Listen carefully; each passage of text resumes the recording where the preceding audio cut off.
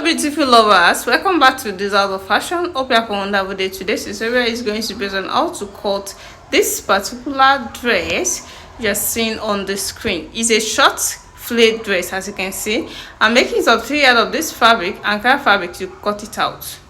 So the first thing I'm going to do here is to fold my fabric into 2 first, then fold it into 4 like a triangle. So let me go and do that now, and you're going to see it. So this is after folding it into 2, then I'm trying to fold it into 4 like a triangle, like 180-degree flare, you can see. So I can decide to make it equal like this.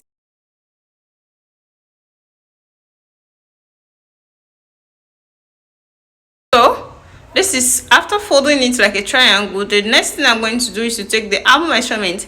The arm measurement for this particular style is not going to be the normal arm measurement, because the normal arm measurement for this measurement is 8 inches, but here we'll be adding up to 6 inches to it to make it 14 inches. That's how to cut an halter neck.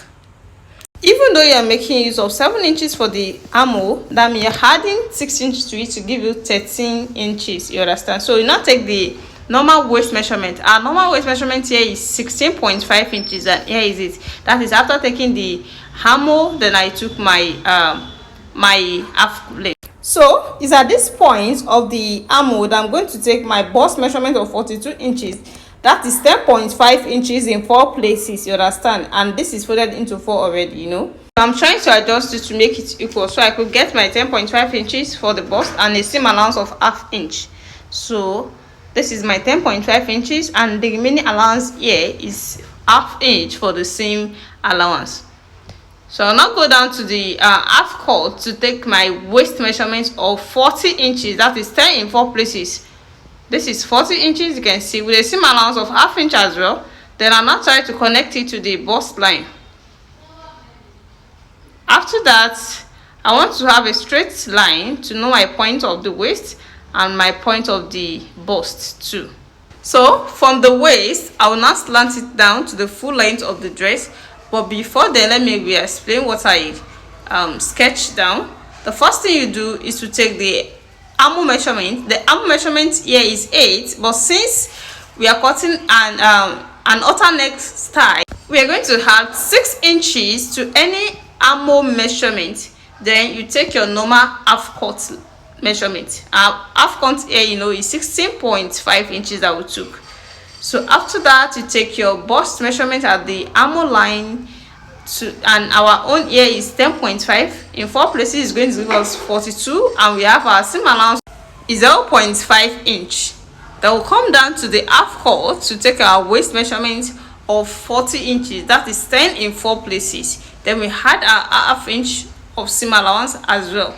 Then from here, you now slant it down to the full length of the dress like this, just a little bit slanting to the full length of the dress like this. Like this, you can see the way I'm trying to chalk it out using my ruler. And if your hand is straight enough, you can also make use of your hand to cut it out. So the next thing I'm going to do here is to take the full length round. So I'll be starting from here. And when you fold out your 180-degree, one side will be longer than the other side. So I'm getting 45.6 inches here. So I'll now take that round to the full length of the dress. I'll take it round, and the 45.6 inches is with the seam allowance. So I'll take that round. After taking it round, I can now cut it out.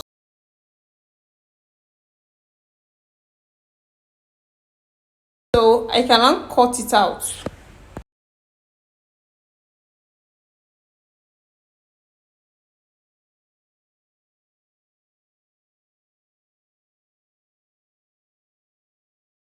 So this is after cutting it out. You can see how the shape is. Then I'll now cut away some inches, because it's an up shoulder. When you check out the style, you can see how the neckline is. So from this upper angle, this particular point down to 7 inches, that is what we are cutting out. You can see. So I'm cutting out this part. Is going to be like this. So assuming you are adding a sleeve to this, You can easily cut a slant armhole sleeve to it and join it to the body, but here is an alternate. It doesn't have sleeve, so that is why I'm slanting it from this angle. I'll just slant it down to the armhole, you can see, then I will cut.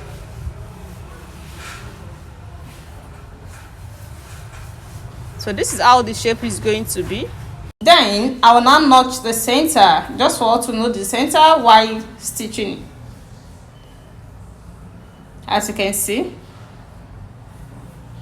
then the next thing here is to add our rope. No, there's a tiny rope at the neckline. This is the rope I'm talking about. You can see this is how we're going to cross it to the neckline.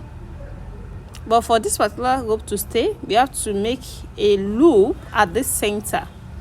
We're going to cut part of this rope to make a loop at the front and at the back of this dress. So the next thing here is to stitch everything together. So the first thing you do while stitching is to join the both sides at the bust line to the waist with an 1/2 inch of seam allowance that we added to it while cutting it out. So after that, you take the roundness of what you cut out. This must frame your client's chest, because you have to know the circumference of her chest while you are taking her measurements. So by the time you stitch both sides, you will have the exact measurement you took on her. And if you have excess here, you can rehold it at the armhole side just to make it firm. So there is another way of doing this. You can add the rope at the front, then you put an elastic rubber at the back. Here we are doing it exactly the way it is on the thumbnail. So the next thing here, after stitching, you can see I've taken the 5 inches, 0.5 inches away for the stitching. Then I will now add my loop to the center. Now this is how I'm going to go about that. You can see what I've stitched out. Then I'm going to turn it this way, then add it. The length of this loop can be 2 inches, so that by the time you fold it into 2, you left it 1 inch. Then you add it to the front and back. So let me go and do that and show it to you. So here is after stitching it. You can see I've used my bias for the piping. You can see the loop I'm talking about. So I'll now insert my rope into the loop now.